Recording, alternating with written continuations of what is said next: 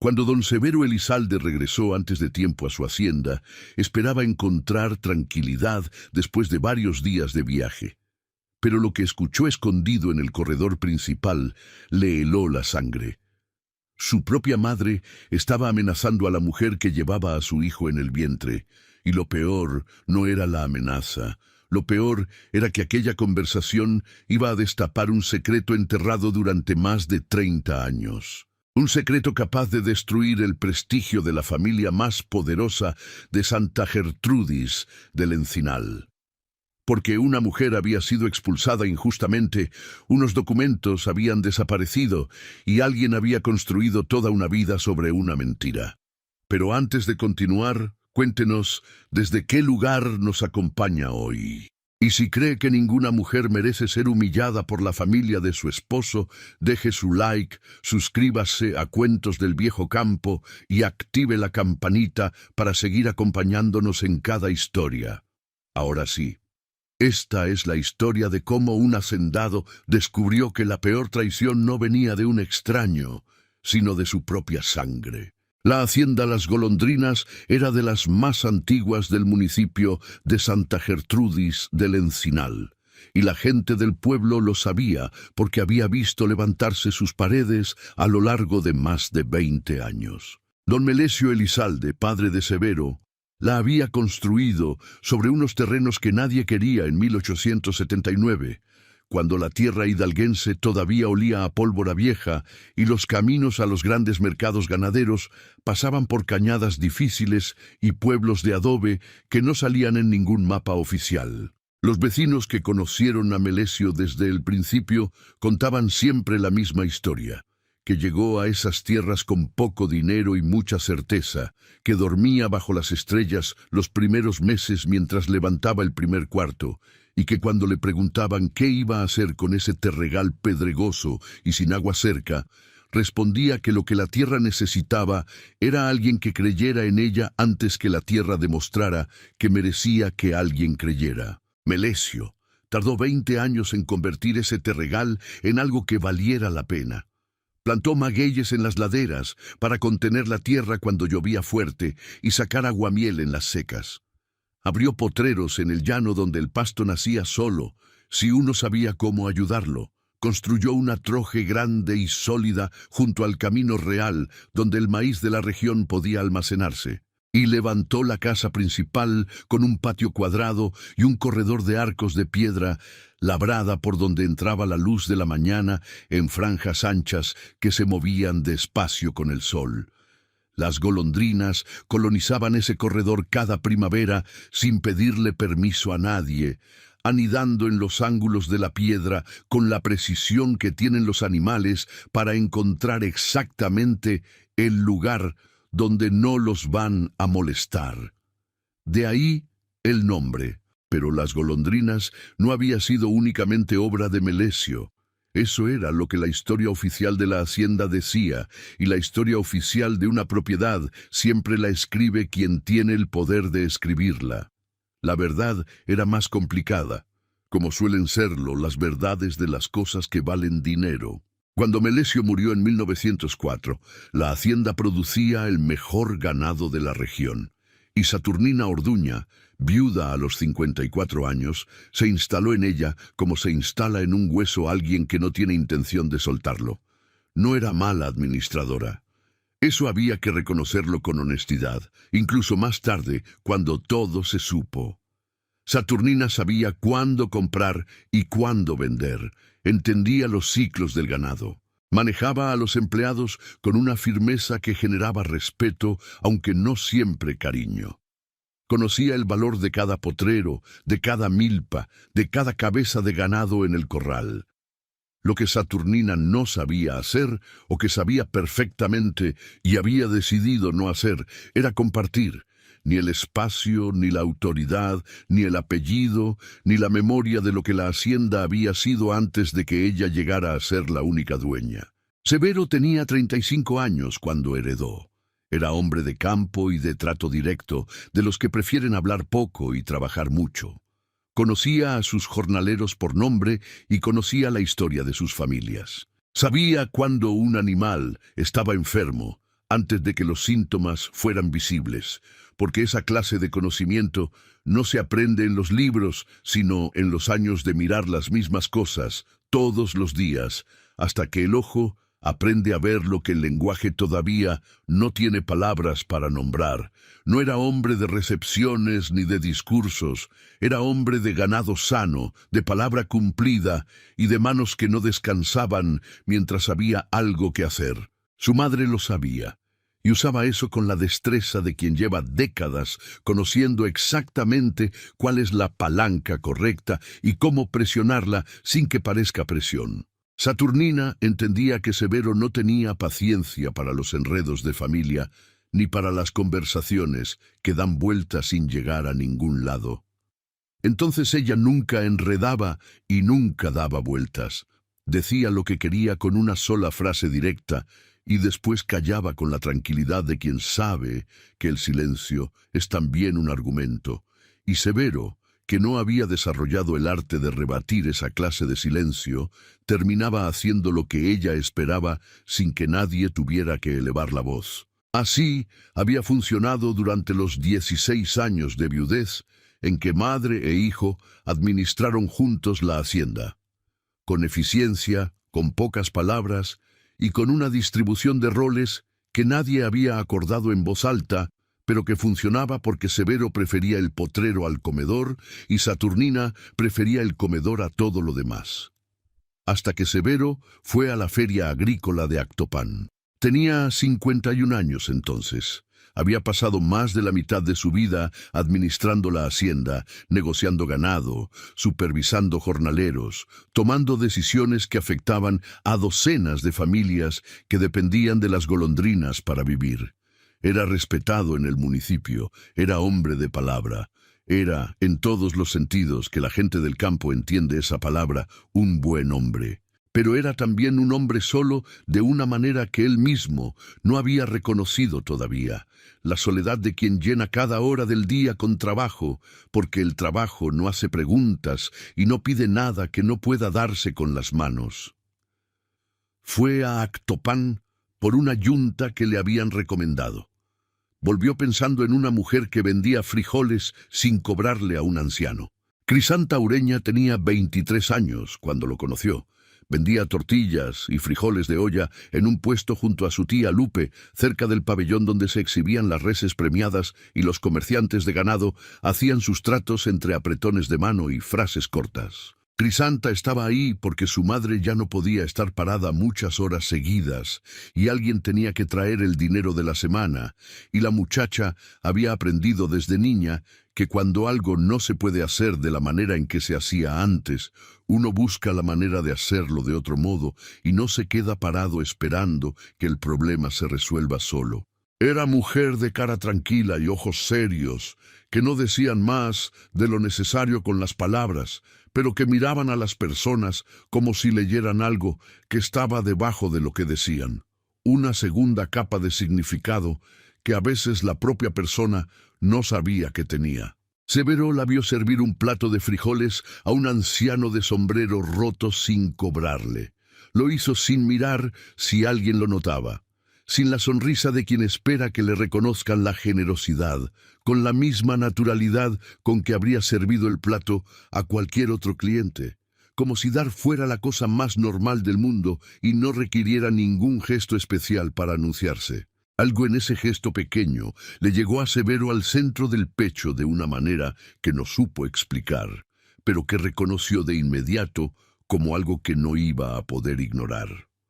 Tardaron 6 meses en casarse. En esos 6 meses se vieron varias veces, en la feria, en el mercado de Actopan, en la parroquia de Pachuca donde Crisanta vivía con su tía después de la muerte de su madre. Severo no era hombre de palabras románticas ni de gestos elaborados, pero era hombre de presencia constante, y Crisanta entendió que la constancia de alguien como Severo valía más que los discursos de otros hombres. Cuando él le preguntó si quería casarse, lo preguntó como preguntaba todo, directo y sin rodeo, y ella respondió de la misma manera. Saturnina no fue a la boda. Dijo que tenía un mal de reuma que no la dejaba viajar hasta Pachuca. donde la ceremonia se celebró en una parroquia sencilla con 12 personas y un almuerzo modesto en casa de la tía Lupe. Pero Severo sabía, y Crisanta lo intuía, que el reuma de su suegra tenía mucho menos que ver con las articulaciones y mucho más con lo que Saturnina pensaba de una mujer que vendía frijoles en una feria y no tenía más apellido que Ureña y no tenía más patrimonio que un medallón de cobre que había sido de su madre. Para Saturnina el apellido no era un detalle, era la cosa más importante que existía. Crisanta lo supo desde el primer día que cruzó el umbral de la hacienda, no porque Saturnina se lo dijera con palabras directas, sino porque hay cosas que se comunican de otras maneras, en la manera en que alguien te recibe parada en el corredor, en lugar de salir al patio a encontrarte, en la manera en que te da la mano antes que el abrazo, en la manera en que te presenta a los empleados usando solo tu nombre de pila y sin el apellido que acabas de adquirir. Crisanta registró cada uno de esos detalles con la precisión de quien ha aprendido desde pequeña que las cosas que no se dicen en voz alta son exactamente las que más importan entender. Y Crisanta Ureña había aprendido muchas cosas de esa manera. Había crecido en Pachuca con una madre que cosía para afuera desde el amanecer hasta que la luz no alcanzaba, que nunca le explicó por qué habían llegado a esa ciudad ni de dónde venían exactamente, pero que le enseñó con el ejemplo que el trabajo honrado no necesita explicaciones y que la dignidad no depende de que alguien más te la reconozca. Remedios, Ureña había criado a su hija sin hablar del pasado, y Crisanta había aprendido a no preguntar sobre lo que su madre claramente no quería contar, con esa sensibilidad que tienen los hijos que ven sufrir a sus madres desde pequeños y aprenden a leer lo que no se dice para no añadir peso a lo que ya pesa. Cuando Remedios murió, Crisanta tenía 23 años y el medallón de cobre y la habilidad de hacer bien lo que se ponía a hacer, que eran las 3 cosas que su madre le había dejado. Los primeros meses en Las Golondrinas, Crisanta los vivió aprendiendo los ritmos de la hacienda con la misma concentración con que había aprendido todo en su vida, observando, callando, haciendo bien las cosas sin necesitar que nadie se lo reconociera. Se levantaba antes que las cocineras para ver cómo organizaban la cocina y así entender la lógica de la despensa. Aprendía los nombres de los trabajadores y los de sus familias. Preguntaba por los hijos enfermos, por las cosechas del solar de cada quien, por los animales que alguien había perdido en el último temporal. Reorganizó la despensa con un orden que nadie había establecido antes, pero que todos agradecieron sin decirlo, porque encontrar las cosas en el lugar donde deben estar es uno de esos bienes que la gente solo nota cuando desaparece.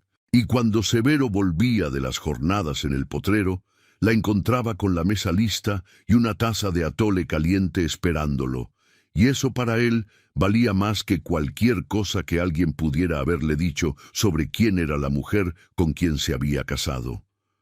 Pero Severo no siempre estaba. Los negocios de ganado lo llevaban semanas enteras fuera de la hacienda. Hidalgo, Querétaro, San Luis Potosí. Los compradores importantes querían tratar con el patrón directamente, no con intermediarios, y Severo era de los que entienden que los negocios que valen la pena se cierran de frente y con la mano extendida.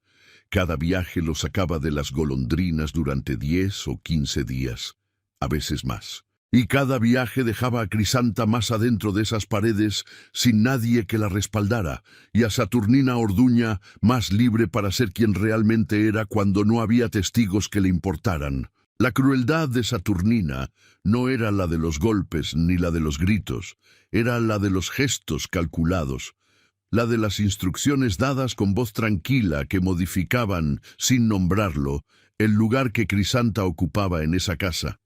La de las miradas entre empleados que decían lo que la patrona no decía con palabras.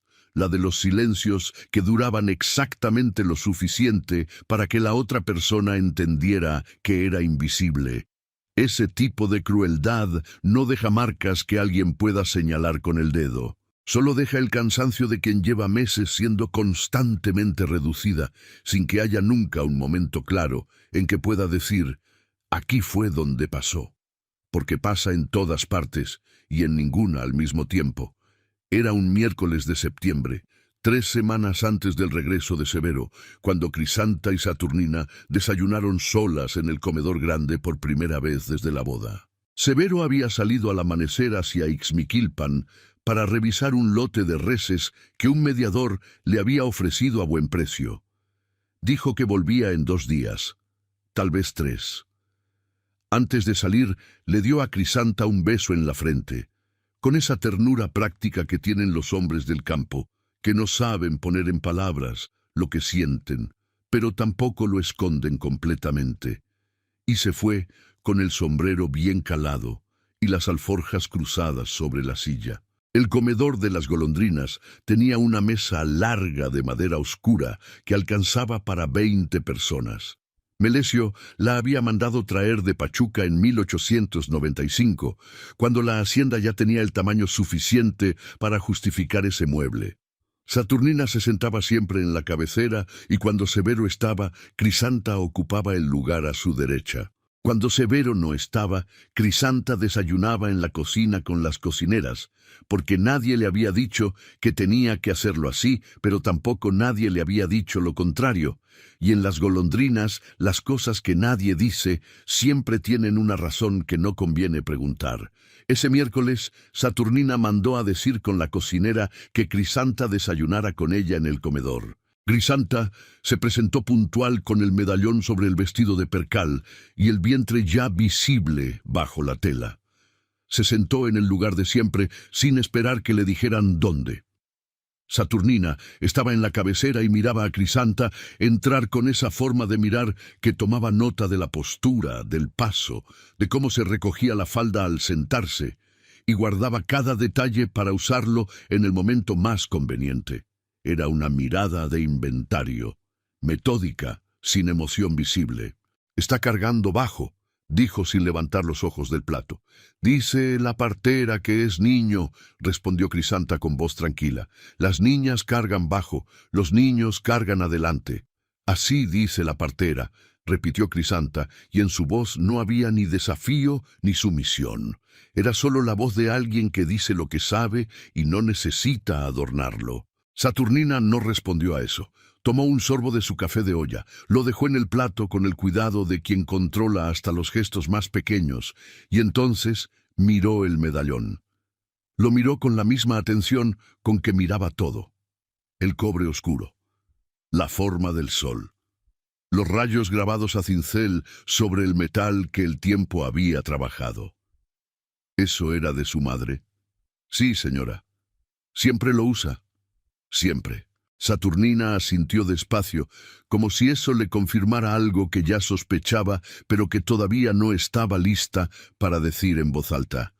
Un momento después cambió de tema sin avisar, con una fluidez que Crisanta ya reconocía como señal de que algo iba a seguir más tarde, en otro momento, en otra forma, en otra. «En esta casa las cosas se hacen de cierta manera», dijo, y la voz volvió a ser la de siempre, tranquila, sin filo visible. «Los Elizalde tienen nombre en este municipio, un nombre que se gana despacio y se pierde rápido. Usted llegó aquí hace poco más de 1 año. Todavía está aprendiendo cómo son las cosas». «Lo sé, señora». «Bien, que no se le olvide. No hubo más conversación en ese desayuno. Las 2 mujeres comieron en silencio mientras los zanates cantaban afuera en el patio, con ese ruido metálico y repetido que tienen, y el humo del comal se colaba desde la cocina, mezclando el olor del chile con el del café y el del barro húmedo del corredor.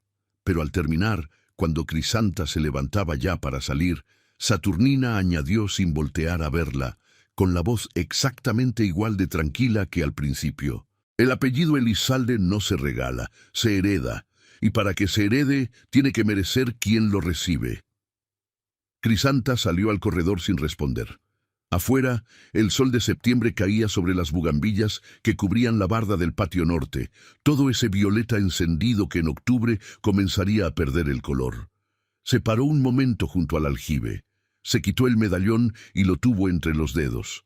El cobre estaba tibio del calor del cuerpo. Los rayos del sol grabados a cincel, tan desgastados por los años que algunos ya casi no se distinguían del fondo. ¿Cuántas veces lo había tenido así su madre entre las manos? ¿En qué momentos, en qué cuartos, mirando qué? Lo volvió a colgar al cuello. Siguió caminando. Contó los pasos. No lloró. La llegada inesperada 3 semanas después, Severo volvió antes de tiempo.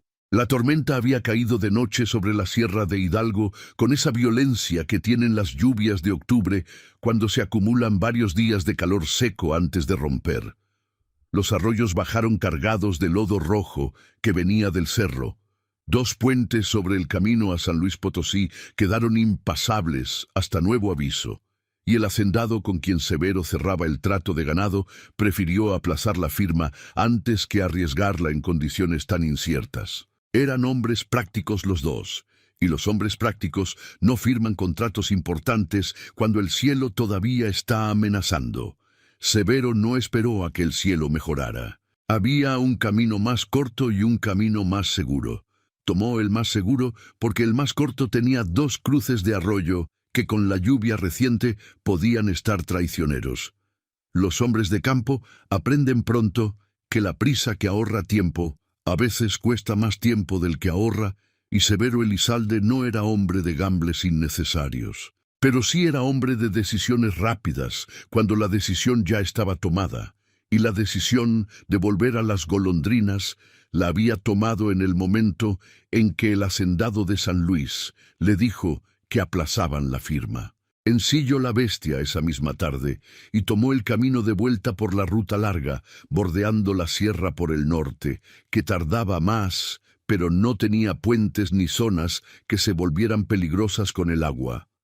Llegó a las golondrinas cuando el sol ya bajaba hacia el poniente y los potreros estaban en esa luz color cobre oxidado que a veces ponía melancólico hasta al más duro de los hombres, cuando el mundo parece más grande que uno mismo y las cosas que uno ha construido parecen pequeñas, pero propias. Entró por la puerta de los establos, como hacía siempre que no quería que lo anunciaran antes de tiempo. Le gustaba llegar sin aviso, encontrar la casa como era cuando nadie sabía que él estaba mirando. Esa tarde encontró más de lo que esperaba. La puerta del salón principal daba al corredor que corría paralelo a los establos, y la voz de Saturnina, cuando quería que la oyeran, no necesitaba esforzarse para cruzar paredes de adobe. Severo se quedó quieto entre las sombras del zaguán, con las alforjas todavía colgadas del hombro y el polvo del camino en la ropa, y lo que escuchó lo dejó inmóvil en un lugar que no era exactamente físico. Si ese niño nace en esta hacienda, jamás llevará el apellido Elizalde.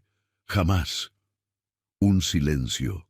Y después la voz de Crisanta, más baja pero firme, con esa firmeza que no necesita volumen para sostenerse. Ese niño es hijo de su hijo, doña Saturnina. Ese niño es hijo de una mujer que no sé de dónde salió y que llegó aquí con una medalla de cobre y nada más. Sin nombre, sin familia, sin nada que se parezca a lo que esta hacienda necesita de quien va a representarla. Llegué con el medallón de mi madre, dijo Crisanta, que vivió y murió honradamente, aunque usted no la conozca ni le importe conocerla. Su madre, dijo Saturnina, y en esas 2 palabras había algo que Severo no entendió todavía, una carga que venía de mucho antes que esa tarde de octubre. Algo que había estado guardado en algún cajón oscuro y que acababa de abrirse. Su madre no era lo que usted cree que era. Mi madre era Remedios Sureña, y no tenía nada de qué avergonzarse. El silencio que siguió fue distinto a los anteriores. No era el silencio de alguien que piensa qué decir. Era el silencio de alguien a quien un nombre le cae encima de repente como una piedra que uno sabe que estaba ahí, pero cuyo peso real no entiende hasta que toca. «Sálgase de esta hacienda», dijo Saturnina, y la voz había cambiado de una manera que Severo notó incluso desde el zaguán. Ya no era el tono controlado de siempre. Había algo debajo que temblaba, algo que llevaba mucho tiempo sin salir a la superficie. Sálgase antes de que nazca esa criatura. Váyase antes del invierno. Si se queda, no respondo de lo que pase. Severo empujó la puerta del corredor. Las dos mujeres lo miraron al mismo tiempo. Crisanta tenía las manos sobre el vientre y los ojos secos, como alguien que lleva mucho tiempo preparándose para el momento en que algo inevitable finalmente llega y ya no tiene sentido espantarse porque se acabó el tiempo del espanto. Saturnina estaba de pie junto a la ventana del salón, con la luz cayéndole de lado sobre el vestido negro, y por primera vez en toda la vida que Severo tenía memoria, su madre parecía vieja. No solo mayor de edad, vieja con el peso de algo que viene de adentro y que ya no puede disimularse con la postura ni con la voz. ¿Cuánto tiempo lleva pasando esto?, preguntó Severo, y su voz sonó tranquila, lo cual era más serio que si hubiera gritado. Nadie respondió. El medallón de Crisanta captó la última luz de la tarde a través de la ventana y brilló un momento sobre el vestido azul, ese cobre antiguo encendido por un segundo como si tuviera luz propia. Y Saturnina, que no había quitado los ojos de su hijo, giró la cara de repente y miró el medallón, solo el medallón, con una expresión que Severo no le había visto nunca en toda su vida. «¿Qué es eso que le cuelga al cuello?», preguntó Saturnina, y la pregunta sonó extraña porque era la segunda vez que la hacía, y Crisanta ya le había respondido antes. «El medallón de mi madre», dijo Crisanta, «Remedios Ureña», y Saturnina Orduña, que en 71 años de vida no había perdido el color delante de nadie, lo perdió. Severo lo vio con claridad, sin posibilidad de confundirlo con otra cosa. El rostro de su madre era el de una mujer a quien un nombre que creía enterrado le volvía de frente después de 30 años de silencio bien construido. «Madre», dijo Severo. Pero Saturnina no respondió. Se dio la vuelta y salió del salón con el paso que el cuerpo de 71 años todavía conservaba por pura memoria muscular, cuando la mente ya no puede sostener nada. La puerta se cerró detrás de ella, y Severo y Crisanta se quedaron solos en el salón, que olía a tierra mojada que entraba desde el patio y a la cera vieja de los candelabros de la repisa, con el medallón brillando entre los dos como una pregunta que ninguno de los dos sabía todavía cómo hacer. La noche en que Crisanta contó todo, esa noche, Severo no durmió. Estuvo sentado en el corredor hasta que el tecolote del sabino grande que crecía junto al aljibe dejó de cantar y el cielo comenzó a aclarar por el oriente, esa hora en que la oscuridad se vuelve azul antes de volverse gris. Crisanta le contó todo. No solo lo de esa tarde, sino los 16 meses anteriores. Lo hizo despacio, sin dramatismo, como quien da un informe de algo que observó desde afuera aunque le esté pasando por dentro. Las instrucciones que Saturnina daba cuando Severo no estaba para que a Crisanta se le tratara diferente que al resto de la familia. Con esos gestos pequeños que marcan la diferencia entre quien pertenece a una casa y quien está ahí de paso mientras se decide su situación. Los comentarios que Saturnina hacía frente a los empleados, con voz tranquila y sonrisa serena, que señalaban cada error de la muchacha como evidencia de algo más grande que nunca se nombraba directamente. La vez que había pedido a las cocineras que no sirvieran a Crisanta en el comedor grande cuando Severo no estaba. La vez que había ordenado sacar el marco de la fotografía de boda del salón de visitas, argumentando que no quedaba bien con el resto de los cuadros, y la manera en que todo eso se hacía siempre con voz tranquila, sin un solo momento en que alguien pudiera señalar con el dedo y decir, «Ahí fue donde pasó», porque no pasaba en un momento. Pasaba en todos los momentos y en ninguno al mismo tiempo. Severo escuchó sin interrumpir. Tenía el sombrero entre las manos y los dedos trabajaban la ala de cuero sin que él lo notara, esa manera que tiene el cuerpo de procesar lo que la mente todavía está ordenando. «¿Por qué no me dijiste antes?», preguntó cuando ella terminó. «Porque no quería que tuvieras que elegir entre tu madre y yo. Ya había suficiente con lo que había. Eso no es una decisión que tú debas protegerme de tomar. No lo decía por ti, dijo Crisanta, y miró el patio oscuro antes de continuar. Lo decía por el niño. No quería que naciera en una casa donde el padre ya tiene un bando. Quería que tuviera tiempo de nacer primero. Severo no respondió a eso de inmediato. Miró el cielo que empezaba a aclarar por el oriente. El Sabino, junto al aljibe, era una sombra grande y quieta en la oscuridad que se iba. ¿Y el nombre de tu madre?, preguntó al fin. ¿Por qué ese nombre hizo lo que hizo en el salón? Crisanta estuvo callada un momento. Mi madre nunca me habló de Santa Gertrudis del Encinal. Solo me dijo una vez que había vivido aquí de joven y que las cosas no habían salido bien. No me dijo más. Y yo tampoco pregunté, porque cuando uno es joven, a veces no entiende que el silencio de los mayores guarda cosas que uno va a necesitar saber más tarde. El medallón estaba ahora sobre la mesita de noche en el cuarto. Severo lo miró desde la puerta cuando Crisanta fue a acostarse, antes de que él volviera al corredor. El sol de cobre, los rayos desgastados, el calor que retenía del cuerpo que lo había usado todo el día. Remedios Ureña. ¿Por qué ese nombre había hecho palidecer a Saturnina Orduña? Al amanecer, Severo ensilló de nuevo. Antes de salir, se asomó al cuarto donde Crisanta dormía todavía, el medallón en la mesita de noche. La respiración tranquila de ella, el vientre bajo el cobertor de lana. Estuvo ahí parado en el umbral, sin entrar, como hacía a veces cuando volvía tarde de los potreros, y no quería despertar a nadie, pero tampoco quería irse a dormir sin antes haber pasado un momento en ese cuarto. Era una manera de saber que lo que importaba todavía estaba ahí, que el día había valido la pena. Esa mañana no era lo mismo. Esa mañana el cuarto le decía algo diferente. Le decía que lo que importaba había estado en peligro durante más tiempo del que él había querido saber, y que el no saber no lo eximía de nada. Salió por los establos con la primera luz. Lo que el padre Anselmo sabía, la parroquia de Santa Gertrudis del Encinal, era la misma desde 1890. Una iglesia de cantera gris, con campanario de 2 cuerpos y un atrio donde crecían 2 laureles de la India tan viejos que nadie recordaba quién los había plantado. El padre Anselmo Gaitán tenía 78 años y andaba despacio con un bastón de madera de encino que él mismo había tallado en una época en que sus manos todavía podían hacer esa clase de trabajo. Pero los ojos los tenía vivos todavía, de esos que han visto muchas cosas y ya no se sorprenden de nada, pero siguen atentos porque la costumbre de ver no se pierde, aunque ya no quede sorpresa.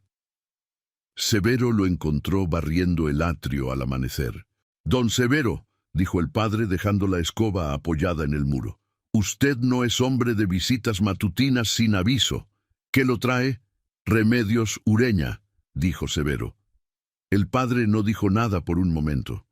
Recogió la escoba, la apoyó con más cuidado esta vez, como si necesitara hacer ese gesto para ordenar algo dentro antes de continuar. Después señaló el bancal bajo el laurel más grande. «Siéntese». Se sentaron con el municipio todavía dormido alrededor y las chachalacas comenzando a hacer escándalo en el cerro. Ese ruido escandaloso y tempranero que tienen, como si tuvieran prisa por anunciarle al mundo que ya está amaneciendo. «Remedios». Ureña llegó a Santa Gertrudis del Encinal en 1888, dijo el padre despacio, con el tono de quien abre un documento que lleva tiempo cerrado. Llegó con su padre, don Candelario Ureña, que era maestro herrero. Lo que mucha gente no sabe, lo que convino que se olvidara, es que don Candelario tenía una participación en las tierras que dieron origen a lo que hoy es Las Golondrinas. Antes de que don Melesio construyera la hacienda y le diera ese nombre, esa propiedad era tierra de medianía entre varias familias de la región, y los Ureña tenían su parte desde el inicio, desde antes de que los Elizalde compraran los terrenos principales. Don Candelario aportó trabajo de herría para las construcciones primeras, materiales que trajo de su propio taller, y una fracción de tierra que su propio padre le había dejado en las colindancias del norte. Don Melesio aportó la mayor parte del capital y la visión del conjunto. Hubo un acuerdo entre los dos, firmado ante notario, con testigos. Severo escuchó sin moverse. ¿Y qué pasó con ese acuerdo? El padre miró sus manos antes de continuar. Manos de hombre viejo que han rezado muchas misas y han cerrado muchos ojos y han sostenido muchas cabezas en momentos que no se olvidan. Cuando don Candelario murió, Remedios tenía 20 años. Era la única heredera. Tenía los documentos del acuerdo en una bolsa de cuero que su padre había guardado con sus cosas más importantes. Fue a las golondrinas a pedir lo que le correspondía. No era la hacienda entera, era una porción pequeña de los potreros del norte, que era lo que el acuerdo establecía. Don Melesio ya había muerto y la hacienda la manejaba doña Saturnina. Remedios pidió audiencia. Saturnina la recibió en el corredor, no en el salón principal. Y 2 días después de esa primera reunión, los testigos que Remedios había traído empezaron a cambiar lo que decían. ¿Cómo que cambiaron? El primero, un hombre mayor que había conocido a don Candelario desde joven y que había firmado el acuerdo como testigo presente, llegó al pueblo al día siguiente con cara de quien acaba de ver algo que no esperaba ver, y no quiso hablar con nadie sobre nada. Se fue a su casa y estuvo 3 días sin salir. El segundo testigo, un arriero que había llevado los materiales de herría en los primeros trabajos de la hacienda, desapareció del municipio esa misma semana. Años después, alguien dijo haberlo visto en Tula, establecido con otro nombre, y el registro notarial de Santa Gertrudis tuvo un faltante en las páginas donde debería haber estado el acuerdo original. Nadie investigó ese faltante, y después llegó el rumor. ¿Qué rumor? Que Remedios era embustera, que los documentos que mostraba eran falsos o exagerados, que don Candelario nunca había tenido participación real en las golondrinas, que solo había sido trabajador contratado que con los años fue inventándose derechos. El rumor llegó a todos lados al mismo tiempo, que es la señal de que alguien lo armó con cuidado y lo sembró en los lugares correctos. ¿Quién lo armó? El padre lo miró directamente. Doña Saturnina no hacía nunca las cosas directamente. Eso es lo que hace difícil señalarla. Pero en este municipio todos sabíamos de dónde venía lo que venía, aunque nadie lo dijera en voz alta. Remedios. Ureña salió de Santa Gertrudis del Encinal en diciembre de ese año con el nombre destrozado y nada más. Lo que yo sé por confesión no puedo repetirlo. Pero sí le puedo decir lo que vi con mis propios ojos. Vi a una muchacha honrada salir de aquí sola en invierno, y vi a este municipio dejarla ir sin decir nada, porque la hacienda era la hacienda y los Elizalde eran los Elizalde. Y llevo 30 años cargando eso. Hay documentos que sobrevivieron. Vaya a ver al licenciado Perfecto Salgado en Pachuca. Fue notario en Actopan muchos años. Si existe en algún lugar algo que pueda sostener lo que Remedios tenía, ese hombre sabe dónde. ¿Y testigos vivos? Don Rutilio Becerra, Rancho El Zacatonal, media legua al norte. Tiene más de 80 años, pero la memoria la tiene más clara que mucha gente de 40. Él estaba en las golondrinas cuando todo pasó. Don Rutilio Becerra y los 30 años de silencio. Don Rutilio Becerra era un hombre pequeño y seco como nopal viejo, de esos que sobreviven sequías y heladas sin dejar de dar fruto, porque han aprendido a guardar lo poco que tienen en el lugar donde mejor se conserva. Vivía en el rancho El Zacatonal con su nuera y 3 nietos, en una casa de adobe con techo de teja donde las gallinas andaban libres por el corredor y el perro dormía junto a la puerta de entrada. Cuando Severo llegó, don Rutilio estaba en el patio afilando un machete con una piedra. Ese movimiento lento y continuo que no tiene prisa porque sabe que el filo se gana como se gana. Levantó la vista cuando oyó llegar el caballo. Reconoció al hijo del patrón, aunque el hijo del patrón ya tenía canas en las sienes y venía con cara de alguien que busca algo que no encuentra con facilidad. Don Rutilio, dijo Severo, vengo a preguntarle sobre Remedios Ureña. El viejo dejó la piedra sobre el banco de trabajo y el machete al lado. Señaló una piedra grande junto al muro. Siéntese. Cuando Severo terminó de explicar por qué estaba ahí, don Rutilio estuvo callado un momento que no era duda sino preparación. Después, habló como quien ha tenido esto guardado durante décadas y ya no tiene ninguna razón para guardarlo más. Yo tenía 22 años cuando llegó Remedios Ureña a reclamar lo suyo, dijo. Yo era mozo de las golondrinas entonces. Cargaba bultos, limpiaba corrales, hacía lo que me mandaban. No era nadie importante en esa hacienda, pero estaba ahí y lo vi todo. Remedios llegó con los documentos del acuerdo de su padre en una bolsa de cuero que don Candelario había guardado con sus cosas más valiosas. No era mujer de aspecto intimidante ni de palabras amenazantes. Era muchacha joven y seria que venía a pedir lo suyo con educación y con sus papeles en la mano, como alguien que confía en que el derecho escrito es suficiente para que la traten con justicia. Doña Saturnina la recibió en el corredor, no en el salón principal. Eso ya lo dijo todo desde el principio. El corredor era para los que pedían, el salón era para los que pertenecían. La conversación duró poco tiempo. Don Rutilio no la oyó desde donde estaba, pero vio cómo Remedios salió del corredor con la cara de quien escuchó algo que no esperaba escuchar. Lo que vino después lo vio con más detalle. Al día siguiente, uno de los dos testigos que Remedios había traído apareció en el pueblo con cara de espanto y no quiso hablar con nadie.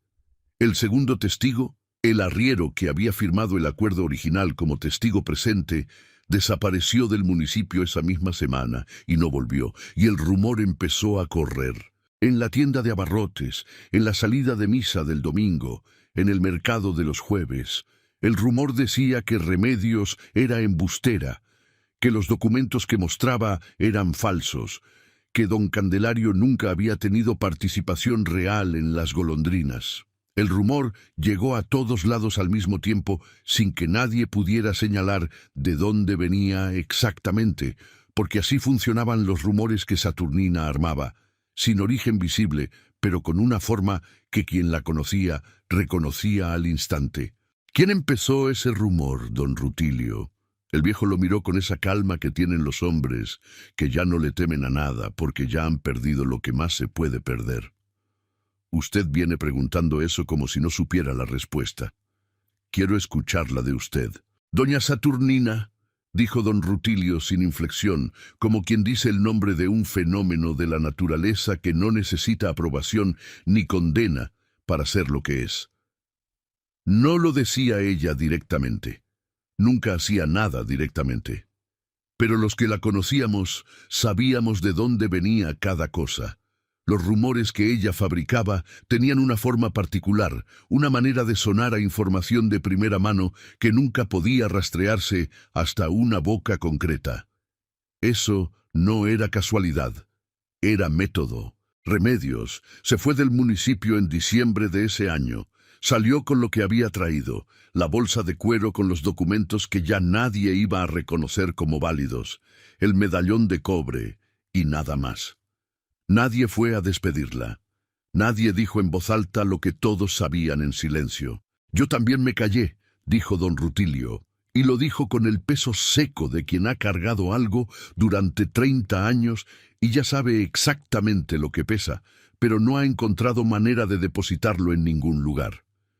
Me callé porque tenía trabajo en la hacienda y necesitaba ese trabajo para comer. Y los hombres que tienen necesidad real a veces callan cosas que no deberían callarse, y después viven con eso. Si quiere que vaya a decir lo que sé delante de quien corresponda, dígame a dónde y cuándo. Todavía no, dijo Severo. Primero necesito los documentos. Volvió a las golondrinas esa noche tarde, después del camino de regreso desde el Zacatonal. Entró por los establos de nuevo, como había entrado 2 días antes, cuando escuchó a su madre en el salón. Pero esta vez el zaguán estaba vacío y el silencio de la hacienda era el silencio de siempre. ese silencio de paredes viejas y techos altos que conservan el eco de todo lo que se ha dicho dentro de ellas durante décadas. Crisanta estaba despierta. Lo esperaba en el corredor, con un rebozo sobre los hombros y el medallón sobre el vestido. No le preguntó dónde había ido ni por qué llegaba tan tarde. Solo lo miró cuando él se sentó en el banco de piedra junto al aljibe y esperó. «Tu abuelo materno se llamaba Candelario», dijo Severo. «Candelario Ureña. Sí. ¿Tu madre nunca te habló de lo que hizo él? ¿De las tierras en las que trabajó?» Crisanta pensó un momento. «Me dijo una vez que su padre había tenido un trato con un hacendado de por aquí, que el trato no había salido bien. No me dio más detalles. Yo tenía 12 años cuando me lo dijo y no pregunté lo que debería haber preguntado». Severo asintió despacio. «Mañana voy a Pachuca», dijo. «Cuando vuelva te voy a contar todo». Crisanta lo miró. «Es grave». «Es lo que debe ser», dijo Severo. «Nada más». El licenciado Salgado y la copia de Actopan. El licenciado Perfecto Salgado vivía retirado en Pachuca desde hacía 10 años, en una casa angosta de 2 plantas cerca del Mercado Hidalgo, con una biblioteca que olía a papel viejo y naftalina y que ocupaba 3/4 del primer piso. Tenía 67 años, era hombre delgado de bigote blanco y lentes redondos de armazón de carey, y cuando Severo tocó a su puerta un martes en la mañana, el licenciado lo hizo pasar antes de que terminara de explicar a qué venía. «Lleva décadas buscándolo alguien», dijo el licenciado. «No lo encontró nadie porque nadie lo buscó en el lugar correcto. Venga, la tercera estantería de la derecha, cuarto anaquel desde abajo». El licenciado sabía exactamente dónde estaba lo que buscaba, porque era el tipo de hombre que archiva las cosas de una manera que solo tiene sentido para él, pero para él tiene todo el sentido del mundo, y que nunca olvida dónde pone algo, porque la memoria de los lugares es lo primero que cultiva quien trabaja con documentos durante 40 años. Lo que el licenciado Perfecto Salgado tenía no era el documento original del acuerdo entre don Melesio Elizalde y don Candelario Ureña. Ese había desaparecido del registro notarial de Santa Gertrudis del Encinal en 1891, el mismo año en que Remedios reclamó su derecho. La desaparición fue reportada como extravío accidental. Nadie investigó. Lo que el licenciado tenía era una copia. Don Candelario Ureña, hombre de herría y medidas exactas que desconfiaba de las promesas sin respaldo físico, había mandado sacar copia del acuerdo ante otro notario en Actopan 3 años antes de morir como resguardo preventivo. Era una práctica inusual para la época y para un hombre de su condición económica que implicaba tiempo y un gasto. Pero don Candelario tenía la previsión de alguien que sabe que lo que uno construye junto con otros puede verse disputado si no está escrito en más de un lugar. Los registros notariales de los municipios pequeños en esa época no siempre se comunicaban entre sí, explicó el licenciado, poniendo sobre la mesa un pliego doblado muchas veces, manchado en las esquinas por el tiempo, pero perfectamente legible. Doña Saturnina sabía cómo hacer desaparecer el registro de Santa Gertrudis. Lo hizo con eficiencia, pero no sabía que existía uno en Actopan porque no sabía que don Candelario había sido lo suficientemente precavido para sacar esa copia. «Yo lo encontré 15 años atrás, cuando catalogué el archivo del notario de Actopan, que murió sin herederos y dejó sus papeles al municipio. Ya era tarde para Remedios. Pero lo guardé porque pensé que algún día alguien lo iba a necesitar». Severo extendió el pliego sobre la mesa con manos que no temblaban, pero que se movían despacio. El nombre de don Candelario Ureña, el nombre de don Melesio Elizalde, las firmas de ambos y del notario. La fecha, 15 de marzo de 1879. La descripción precisa de los terrenos en cuestión, los potreros del norte y la franja colindante con el Camino Real, la zona donde más tarde se construyó la Troje. Y la participación de los Ureña, descrita con claridad. una porción modesta pero real, reconocida como contraprestación legítima por el trabajo, los materiales de herría y la tierra aportados al proyecto original. ¿Esto es suficiente?, preguntó Severo. Con el testimonio de don Rutilio Becerra, con la declaración del padre Gaitán, con la testigo Hermenegilda de las Golondrinas y con este documento ante juez competente, dijo el licenciado. Es más que suficiente para establecer que el derecho de la familia Ureña sobre esa porción de tierra era legítimo y que fue negado mediante manipulación de testigos y sustracción dolosa de documentos públicos. ¿Iría usted a declarar? He esperado que alguien me lo pidiera, dijo el licenciado, y en su voz no había emoción, sino la firmeza simple de quien ya tomó la decisión y ya no necesita deliberar. Cuando este documento llegó a mis manos, ya era tarde para remedios, pero lo guardé porque sabía que tarde o temprano alguien iba a aparecer con la pregunta correcta. Hermenegilda y los 16 meses. En las Golondrinas había una mujer llamada Hermenegilda, que llevaba 40 años en la casa. Era de las que saben todo y dicen poco, de las que han visto nacer y crecer a los hijos del patrón, y guardan esa historia con la discreción de quien entiende que ciertos recuerdos no le pertenecen a uno, aunque estuviera presente cuando pasaron. Hermenegilda había visto lo que pasaba con Crisanta desde el primer día en que la muchacha cruzó el umbral de las Golondrinas, con la claridad que da la experiencia de haber observado durante décadas cómo se comporta el poder dentro de una casa cuando nadie de afuera está mirando. Y había elegido callar, porque callar era lo que alguien en su posición hacía si quería seguir teniendo donde vivir. Ese era el cálculo. No era cobardía exactamente. Era la aritmética de quien no tiene nada fuera de esas paredes y sabe que la verdad dicha sin respaldo solo lastima a quien la dice. Cuando Severo la llamó al corredor una tarde, mientras los mozos estaban en el potrero y las cocineras en la parte de atrás, Hermenegilda no respondió al momento. Miró el patio. Las golondrinas cruzaban el aire encima del aljibe con ese vuelo rápido y seguro de quien sabe exactamente a dónde va. «He visto muchas cosas, don Severo», dijo al final. «Te estoy pidiendo que me las digas». «¿Y qué va a pasar con lo que le diga? Va a servir para que no le pase a nadie más lo que le pasó a Remedios Ureña». El nombre cayó entre los dos como una cosa física.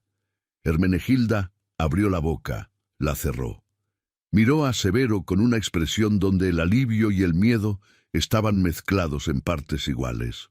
«¿Sabe usted lo de Remedios? Ya sé, suficiente. Necesito saber lo de Crisanta. Lo que viste aquí adentro desde que llegó». Lo que Hermenegilda contó en los siguientes 20 minutos fue la historia de 16 meses de crueldad sin huellas visibles. Las instrucciones que Saturnina daba cuando Severo no estaba para que a Crisanta se le tratara diferente que al resto de la familia. Los comentarios que Saturnina hacía frente a los empleados con voz tranquila y sonrisa serena, que señalaban cada error de la muchacha como evidencia de algo más grande que nunca se nombraba directamente. La vez que le había dicho a Crisanta, con Hermenegilda detrás de la puerta, que si el niño salía con cara de indio, nadie en el municipio iba a creer que era Elizalde, y la carta al médico que la cocinera mayor había alcanzado a ver en el escritorio de Saturnina, con el lenguaje cuidadoso de quien sabe que no puede dejar evidencia directa, pero sí puede dejar instrucciones suficientemente claras para quien sabe leer entre líneas. Hermenegilda terminó de hablar y miró el patio otra vez. «¿Va a ir usted a decir esto delante de quien corresponda?», le preguntó Severo. «Si usted me lo pide, sí», dijo Hermenegilda. «Ya tengo una edad donde el miedo pesa menos que la vergüenza de haberme callado tanto tiempo». Fue esa misma noche cuando Severo encontró la prueba de lo que su madre era capaz de hacer en el presente, no solo en el pasado. No fue un grito ni una escena, fue un papel. El escritorio de Saturnina estaba en el cuarto que ella usaba como despacho, junto a la ventana que daba al jardín norte. Tenía un cajón de abajo con llave que Severo nunca había abierto, y que esa noche abrió con la copia de la llave que él mismo había mandado hacer años atrás, para emergencias, y que nunca había usado, porque nunca había tenido razón suficiente para usarla. Hasta esa noche. La carta tenía fecha de 3 semanas atrás. Estaba dirigida al médico del municipio, escrita con la letra apretada y precisa de Saturnina.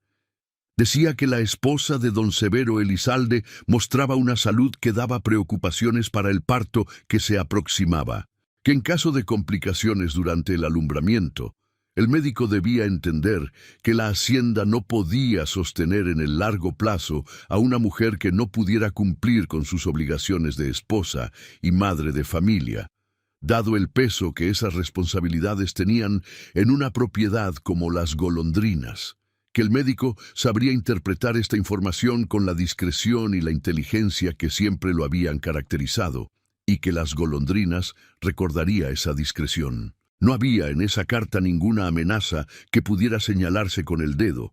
Saturnina nunca hacía nada que pudiera señalarse con el dedo.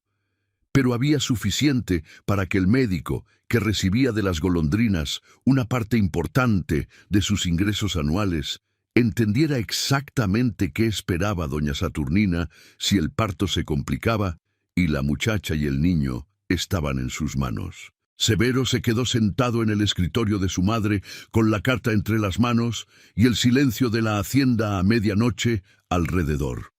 Afuera, el viento movía los magueyes del cerro con el ruido sordo y continuo que tienen en las noches claras.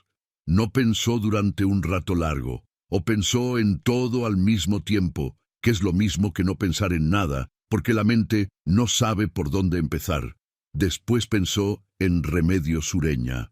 Pensó en una muchacha de 20 años que había salido sola y embarazada de ese municipio hacía 30 años, en diciembre, con el nombre destrozado y nada más, que había cruzado el invierno de Hidalgo sin nadie que le tendiera la mano, porque la mujer con más poder en la región había decidido que era más conveniente que desapareciera, que había llegado a Pachuca con lo que traía y había construido una vida con trabajo y silencio y había criado a una hija que ahora estaba durmiendo en el cuarto principal de la misma hacienda donde 30 años atrás todo había comenzado.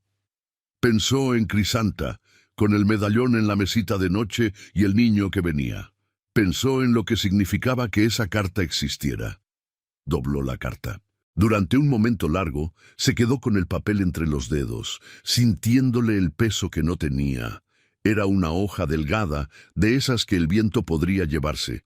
Pero lo que contenía pesaba más de 30 años. Pensó en lo que significa saber algo y no hacer nada con ese saber. Pensó en el padre Gaitán, que había esperado 30 años a que alguien preguntara. En don Rutilio, que había afilado machetes y cargado su silencio como se carga una deuda que uno sabe que no va a poder saldar. En Hermenegilda, que había visto todo desde el principio y había elegido callar, porque el cálculo de la necesidad siempre ganaba al cálculo de la justicia cuando se está dentro de una casa grande y se depende de quien la habita. Y pensó en lo que significa ser el hombre con el poder de cambiar algo y elegir no hacerlo. Él mismo había elegido eso durante 16 meses. No con malicia, con esa ceguera cómoda que tiene la gente que confía en que las cosas en su casa están bien porque nadie le ha dicho directamente que no están bien. Ese privilegio de no ver lo que pasa dentro de los propios muros, porque los muros son de uno, y es más cómodo creer que dentro de lo que es de uno, todo está en orden. Se la guardó en el bolsillo interior del saco, y salió del escritorio, sin hacer ruido, cruzando el corredor oscuro con el único sonido de sus pasos sobre el barro cocido. Se asomó a la puerta del cuarto, donde Crisanta dormía sin entrar. El medallón estaba en la mesita de noche, ese cobre oscuro, con el sol de rayos desgastados. 30 años de historia guardada en una pieza pequeña que una mujer había llevado al cuello hasta morir, y que su hija llevaba ahora en la misma hacienda donde todo había comenzado. La historia estaba repitiéndose. La misma mujer construyéndola. 30 años de diferencia. Severo Elizalde, que toda su vida había preferido el potrero al comedor y el trabajo al conflicto, comprendió esa noche que hay momentos en que el silencio no es virtud, sino complicidad, y que no hay diferencia real entre el hombre que hace el daño y el hombre que sabe lo que está pasando y espera a que pase sin mover un dedo.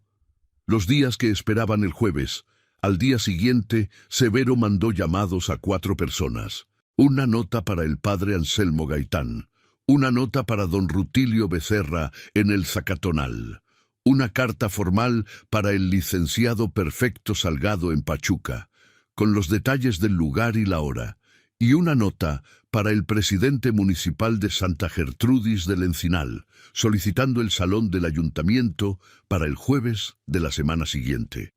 Cuando Saturnina le preguntó para qué era la reunión, Severo respondió solamente, para aclarar unos asuntos de la hacienda.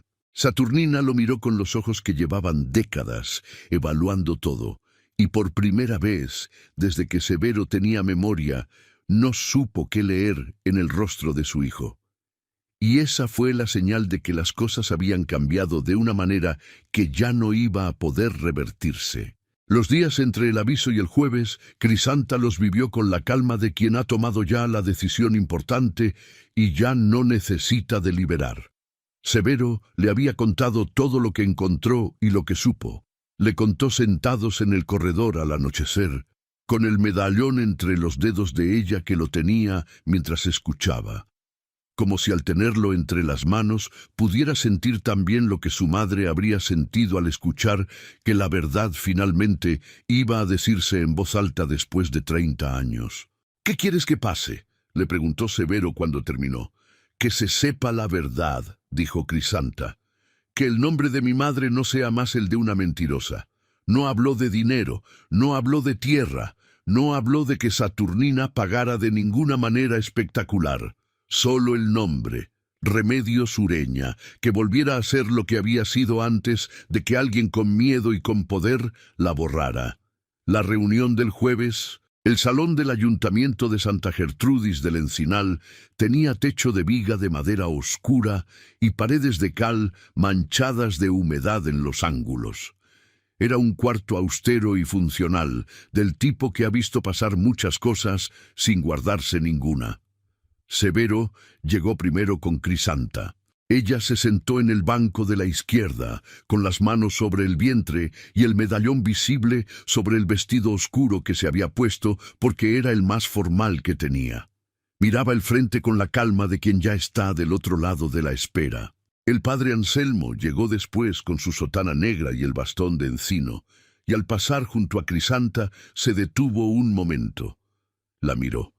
Asintió con una inclinación de cabeza que llevaba en sí algo más que un saludo, el reconocimiento de alguien que sabe lo que esta muchacha ha cargado y que lleva su parte de esa carga también.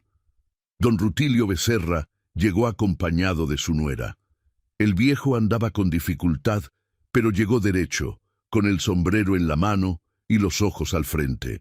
El licenciado Perfecto Salgado llegó desde Pachuca puntual, con una carpeta de documentos bajo el brazo y la discreción de quien sabe que lo que trae es suficiente y no necesita anunciarlo. Hermenegilda, que había pedido estar presente, se sentó al fondo del salón con las manos en la falda, los ojos al frente, la espalda recta de quien ha tomado una decisión y ya no se arrepiente de ella. El presidente municipal estaba en su lugar, el alcalde menor a su derecha, el síndico a su izquierda, y 4 vecinos ancianos que recordaban la época en que todo esto había comenzado y que Severo había pedido personalmente que estuvieran presentes. Saturnina llegó la última. Entró al salón del ayuntamiento de Santa Gertrudis del Encinal, como había entrado a todos los lugares importantes de su vida, con la espalda recta, el paso medido, la cabeza en el ángulo exacto de quien no pide permiso para estar en ningún lado, porque da por sentado que tiene derecho a estar en todos. Llevaba el vestido negro de las ocasiones que lo requerían y la peineta de carey que Melesio le había regalado el año de la boda. Se sentó al frente sin mirar a Crisanta, ni al padre, ni a don Rutilio. Miró a Severo. Y Severo comenzó. El salón estaba silencioso. No del tipo de silencio que viene de la ausencia de personas, sino del tipo que viene de personas presentes que han decidido no hablar hasta que alguien empiece. Era el silencio de los lugares donde algo importante está a punto de decirse, donde todos saben que lo que venga a continuación va a cambiar algo, y donde cada quien está con sus propios pensamientos sobre qué es lo que quiere que cambie y cómo. Habló primero de lo que había visto y escuchado la tarde en que llegó antes de tiempo a las golondrinas. Lo dijo con exactitud y sin adorno, con la misma voz plana con que reportaba el estado de los potreros o el precio del ganado. Después habló de las conversaciones con el padre, con don Rutilio, con el licenciado, y puso sobre la mesa del presidente municipal la carta que había encontrado en el cajón del escritorio de su madre. Los presentes la leyeron en silencio. Después habló el padre Anselmo. Lo que el padre dijo no fue una acusación directa, fue la narración de lo que había visto con sus propios ojos en 1891. Una muchacha joven con sus documentos en regla, testigos que cambiaron de versión, un registro notarial con un faltante, y una mujer que salió de ese municipio con el nombre destrozado por algo que no había hecho. Lo dijo con la voz tranquila de quien sabe que lo que dice es verdad y no necesita adornarlo. Después habló don Rutilio Becerra.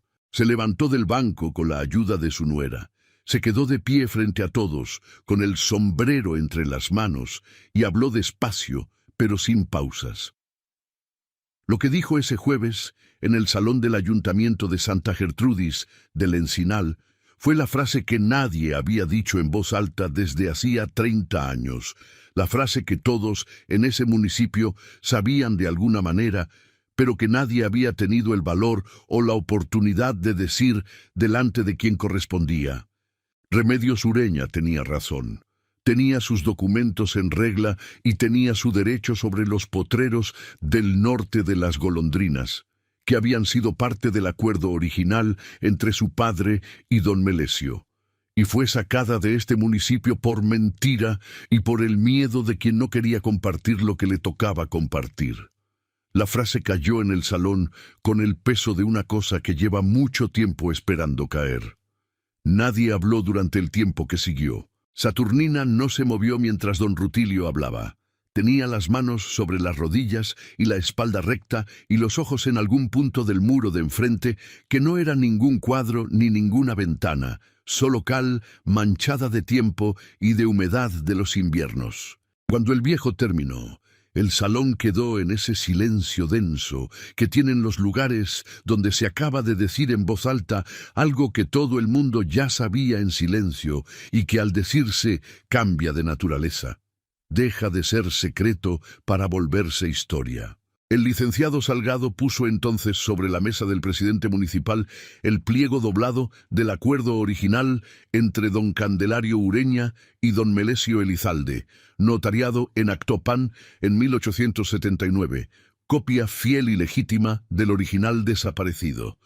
El presidente municipal lo tomó, lo leyó despacio, lo pasó al alcalde menor sin decir nada. El alcalde lo pasó al síndico.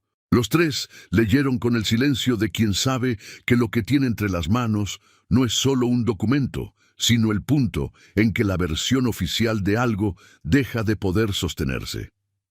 Severo se levantó de su lugar. Cruzó el salón hacia su madre.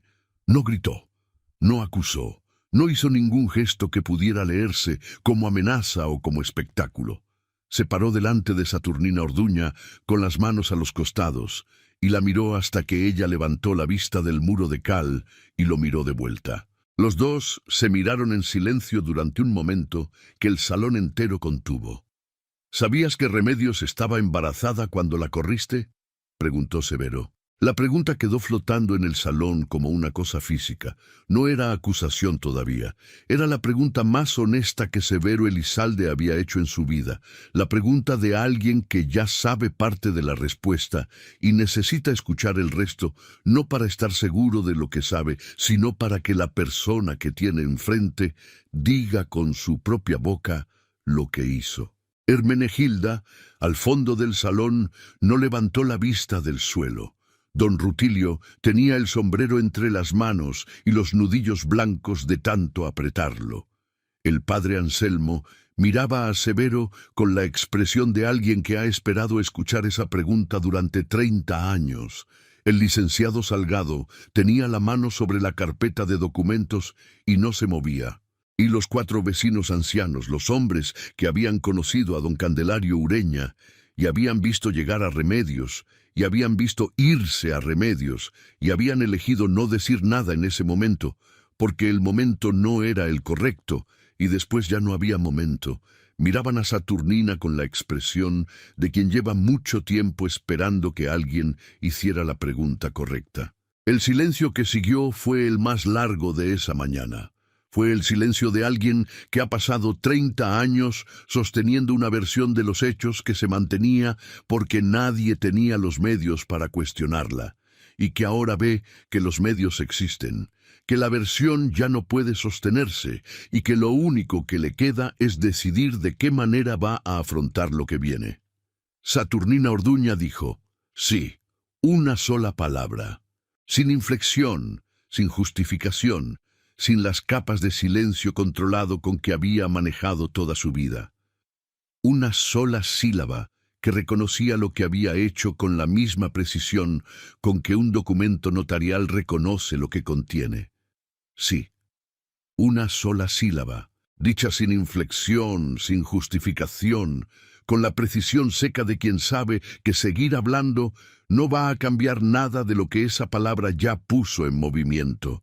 Saturnina Orduña tenía 71 años y había aprendido en todos esos años cuándo seguir hablando y cuándo no, y en ese momento lo que quedaba después de esa palabra era silencio, porque todo lo que viniera después solo empeoraría lo que la palabra ya había dicho. El salón recibió ese sí con el silencio de todos los que estaban adentro. Don Rutilio bajó la cabeza un momento. El padre Anselmo cerró los ojos. Hermenegilda, al fondo, apretó las manos en la falda sin hacer ningún otro movimiento. El presidente municipal miró el documento sobre la mesa. Los 4 vecinos ancianos miraron al suelo o al techo o a cualquier punto que no fuera el rostro de Saturnina ni el de Crisanta, porque había momentos en los que la decencia humana exige no mirar. Crisanta cerró los ojos un momento. El medallón sobre su vestido oscuro captó la luz de la ventana lateral y brilló. El sol de cobre, los rayos desgastados por décadas de manos y de camino. 30 años de historia guardada en una pieza pequeña que Remedios Ureña había llevado al cuello desde que salió de Santa Gertrudis del Encinal, con nada más que eso, y el hijo que llevaba adentro, y que su hija llevaba ahora en el salón del ayuntamiento de este mismo municipio, en la misma hacienda donde todo había comenzado, con el hijo de ella también adentro. Severo no dijo nada más a su madre. Se volvió al presidente municipal. «Quiero que esto quede asentado en el registro del municipio», dijo. «El derecho de la familia Ureña sobre la porción de terreno en los potreros del norte de las Golondrinas era legítimo. Fue negado ilegalmente mediante manipulación de testigos y sustracción de documentos públicos. Y la memoria de don Candelario Ureña y de su hija Remedios debe ser restituida públicamente en este municipio». El presidente municipal asintió. El licenciado ya tenía el documento preparado. Lo que quedó y lo que costó Saturnina no perdió la hacienda. Eso era importante entenderse. Severo no se la quitó. La porción de los potreros del norte, que correspondía a los Ureña, llevaba 30 años siendo parte de las Golondrinas, produciendo, siendo mantenida. La negociación legal, que siguió a la reunión del jueves, terminó en un acuerdo económico que Severo firmó en nombre de Crisanta, una compensación razonable por los años de usufructo de los terrenos del norte, reconocida ante notario, pagada de los fondos de la hacienda. No era lo que Crisanta había pedido. Pero Severo era hombre que entendía que las cosas que se dicen en voz alta frente a testigos deben también tener consecuencias concretas. Que la verdad dicha, pero sin efecto sobre el mundo real, se convierte con el tiempo en otra forma de silencio. Que Remedios Ureña no solo merecía que su nombre se pronunciara en la parroquia de Santa Gertrudis del Encinal, sino que su hija y su nieto tuvieran algo tangible que les dijera que esa pronunciación había significado algo en el mundo. De Saturnina no habló con nadie de lo que había pasado, ni le reclamó en privado más de lo que ya se había dicho en el salón del ayuntamiento. Ella sabía lo que había hecho. Él sabía lo que había hecho.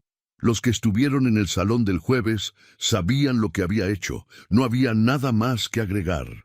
Saturnina siguió viviendo en Las Golondrinas, porque eso era lo que el acuerdo establecía, y porque Severo no era hombre de gestos crueles. Y la crueldad de expulsar a una mujer de 71 años de la casa donde había vivido toda su vida adulta era una crueldad que no iba a añadir nada justo a lo que ya se había hecho para reparar. El precio de Saturnina no iba a ser la expulsión. Era algo más difícil que eso. Lo que Crisanta había pedido era el nombre, y el nombre se restituye de una sola manera, diciéndolo en voz alta delante de los que estuvieron presentes cuando fue borrado, o delante de los hijos de quienes estuvieron presentes. El padre Anselmo celebró una misa en memoria de Remedios Ureña en la parroquia de Santa Gertrudis del Encinal, un domingo de noviembre, con el atrio lleno de gente del pueblo y los 2 laureles de la India moviendo las hojas en el aire frío que bajaba de la sierra. No fue una misa de difuntos, de las que lloran lo que se perdió. Fue una misa de reconocimiento, de las que nombran lo que existió y merece seguir existiendo en la memoria de los que quedan. El padre leyó el nombre con claridad. Remedios Ureña, hija de don Candelario Ureña, mujer honrada que tenía razón sobre lo que reclamaba y fue despojada de ese derecho por quien tenía más poder, mujer que crió sola a su hija y murió sin pedir lo que se le debía. Don Rutilio Becerra estuvo en la primera fila. Hermenegilda también, con el mantón negro y los ojos al frente. El licenciado Salgado había enviado una carta desde Pachuca que el padre leyó en voz alta, donde describía el hallazgo del documento en Actopan y la certeza de que Remedios Ureña había dicho siempre la verdad. Saturnina Orduña no estuvo en esa misa. Se quedó en Las Golondrinas ese domingo. Severo no la obligó a ir y ella no ofreció ninguna explicación. Se sentó en el corredor de las bugambillas con el rosario entre las manos, sola, con el silencio de la hacienda alrededor y el sonido de las campanas llegando desde el pueblo en el aire frío de noviembre. Eso era el precio, no los documentos firmados ante notario, no el acuerdo económico, no el prestigio perdido frente a quienes habían respetado su nombre durante décadas. El precio real era esa mañana de domingo en el corredor, con las campanas sonando desde la parroquia, sabiendo que todo el municipio estaba en esa misa y que lo que se celebraba ahí era la prueba de lo que ella había hecho, y que eso ya no podía deshacerse, y que iba a vivir con eso el resto de los años que le quedaran. Saturnina Orduña tenía 71 años y una salud de mujer que ha dominado su propio cuerpo toda la vida. Podían ser muchos los años que le quedaran. Algunas consecuencias no tienen fin dramático, solo tienen duración. Las Golondrinas siguió siendo Las Golondrinas. El ganado siguió pastando en los potreros del norte y del sur. Los jornaleros siguieron llegando al amanecer y yéndose al oscurecer. La troje siguió recibiendo maíz en las temporadas de cosecha. Las golondrinas siguieron volviendo cada primavera a los arcos del corredor de piedra y anidando en los ángulos con esa precisión que no necesita que nadie las invite. Saturnina siguió viviendo en el cuarto que había ocupado toda su vida adulta. Seguía levantándose temprano, seguía asistiendo a la misa de 6, seguía revisando las cuentas de la despensa con el mismo método de siempre. Pero algo en ella había cambiado de una manera que no se nombraba, pero que todos los que vivían en esa casa podían sentir. Era como cuando el cielo cambia de color antes de una tormenta que no llega nunca. La luz es diferente, pero el temporal no cae. La presencia de Saturnina en la hacienda seguía siendo real, seguía siendo cotidiana, pero ya no era la misma fuerza que había sido. Ya no era el centro de gravedad de todo lo que pasaba dentro de esos muros. Y ella lo sabía. Y los que vivían ahí lo sabían. Y nadie lo dijo en voz alta porque no hacía falta. Crisanta nunca volvió a quitar el medallón del cuello.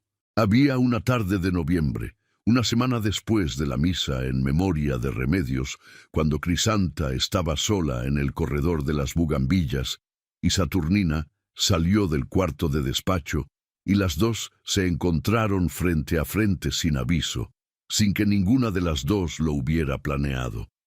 El sol ya estaba bajo y las bugambillas habían perdido casi todo el color de octubre. Las dos mujeres se miraron un momento. Saturnina miró el medallón. No dijo nada. Crisanta tampoco. Saturnina continuó su camino hacia el comedor con el mismo paso de siempre, con la espalda recta y la cabeza en el ángulo exacto de siempre, y Crisanta se quedó parada en el corredor con el medallón entre los dedos un momento, ese cobre oscuro con el sol de rayos desgastados, y pensó en su madre. Pensó en lo que habría significado para Remedios Ureña saber que su hija iba a estar parada un día en ese corredor, en esa hacienda, sin que nadie pudiera decirle que no pertenecía ahí. Pensó en las cosas que uno nunca puede saber a tiempo, pero que aún así importan, aunque la persona que habría querido saberlas ya no esté para recibir la noticia. Colgó el medallón de nuevo al cuello. Siguió caminando. Esta vez no contó los pasos. El nacimiento de Candelario. 3 meses después, nació el hijo de Crisanta. Nació en Las Golondrinas, en el cuarto principal, con la partera que Severo había traído desde Pachuca y con el médico del municipio presente. Al médico, Severo le había hablado directamente, sin rodeos, sobre cuáles eran sus obligaciones profesionales y a quién respondía en esa hacienda. El médico entendió que las condiciones habían cambiado y que su trabajo era atender a la madre y al niño con todo lo que la medicina de 1921 podía ofrecer. Fue un parto largo. Las horas pasaron lentas, con el frío de enero entrando por las rendijas de la ventana y las cocineras calentando agua en la cocina sin que nadie se los pidiera porque era lo que se hacía y ellas lo sabían. Y el padre Anselmo esperando en el corredor por si lo necesitaban, y Severo afuera también, caminando ese mismo corredor que Crisanta había caminado durante 16 meses, contando los pasos para no llorar. Crisanta no se rindió, o gritó lo que el cuerpo exigía, y después volvió a esa concentración suya, esa calma de quien sabe que lo que viene requiere toda la energía que uno tiene, y que derramarla en miedo es un lujo que no puede pagarse. El niño nació al amanecer. Cuando el primer sol de enero entraba oblicuo por la ventana del cuarto y tocaba el medallón que Crisanta había colgado de la cabecera de la cama la noche anterior, antes de que empezaran las contracciones, ese medallón que en 30 años había pasado del cuello de Remedios Ureña a la mesita de noche de Pachuca, a la cabecera de la cama principal de Las Golondrinas, y que en ese momento brilló con el cobre encendido de los soles que salen después del frío más largo. Severo tuvo al niño en los brazos primero. Lo miró despacio, con esa calma que tenía para las cosas que importan de verdad. ¿Cómo se llama?, preguntó. Candelario, dijo Crisanta, con la voz que tiene el cansancio de las horas de trabajo, y lo que no tiene nombre pero que es más grande que el cansancio. Severo asintió. Candelario Elizalde Ureña, el nombre del bisabuelo, que había puesto trabajo y tierra y materiales de herría en el origen de esa hacienda, y cuyo derecho había sido borrado por el miedo de una mujer que no quiso compartir. El nombre que restauraba una línea interrumpida 30 años atrás. El nombre que decía, sin necesidad de decirlo en voz alta, que lo que había pasado con Remedios Ureña no iba a repetirse. La primera vez en 2 generaciones que la historia dejaba de seguir su curso. El medallón colgaba de la cabecera de la cama, y el sol de enero le sacaba destellos de cobre viejo, esos rayos desgastados por tantas manos y tantos años y tanto camino. Remedios lo había llevado al cuello desde que salió de Santa Gertrudis del Encinal. Lo había tenido entre los dedos en las noches difíciles. Lo había colgado al cuello de su hija cuando Crisanta era todavía muy pequeña para entender el peso de lo que estaba recibiendo. Y ahora estaba ahí, brillando en el amanecer de enero, en el cuarto principal de las golondrinas, en la misma hacienda donde 30 años atrás una mujer joven había reclamado su derecho y una mujer con poder había decidido que ese derecho no existía. Afuera, en el corredor, las golondrinas cruzaban el cielo del patio. Hermenegilda fue la primera en asomarse al cuarto después de la partera. Vio al niño en los brazos de Severo y vio el medallón en la cabecera, y no dijo nada, porque a veces hay momentos que no necesitan palabras para decir lo que dicen. Salió de nuevo al corredor y se sentó en el banco de piedra junto al aljibe, con el frío de enero en los huesos y el sol naciente calentándole la cara, y estuvo ahí un rato largo, sin hacer nada más que estar ahí. Don Rutilio supo lo del nacimiento esa misma semana, cuando el capataz de la hacienda pasó por el Zacatonal de camino al pueblo y se lo dijo. El viejo asintió, se quitó el sombrero un momento y lo volvió a poner. No dijo nada más, pero esa tarde salió al patio y afiló el machete con más cuidado del que solía, como quien hace algo que normalmente es rutina con la concentración de una ceremonia. El padre Anselmo fue a las golondrinas el domingo siguiente. Bendijo al niño en el cuarto principal, con el medallón todavía en la cabecera de la cama y el sol de enero entrando por la ventana. Puso la mano sobre la frente del recién nacido y dijo el nombre en voz alta, Candelario Elizalde Ureña, y luego se quedó callado un momento, con la mano todavía sobre la frente del niño, y cerró los ojos. Después de 30 años, cerrar los ojos era diferente. Era enero, y las golondrinas no volvían a las golondrinas hasta abril, pero ahí estaban 2 o 3, cruzando el aire encima del aljibe, y las golondrinas no volvían a las golondrinas hasta abril, pero ahí estaban, 2 o 3, cruzando el aire encima del aljibe, con el vuelo rápido y seguro de quien sabe exactamente a dónde va, y no necesita que el calendario lo autorice. Severo las vio desde la ventana del cuarto, donde su hijo acababa de nacer, y pensó que algunas cosas regresan cuando deben, sin pedir permiso, sin explicar por qué llegan cuando llegan y no cuando se las espera. Solo llegan, y ya.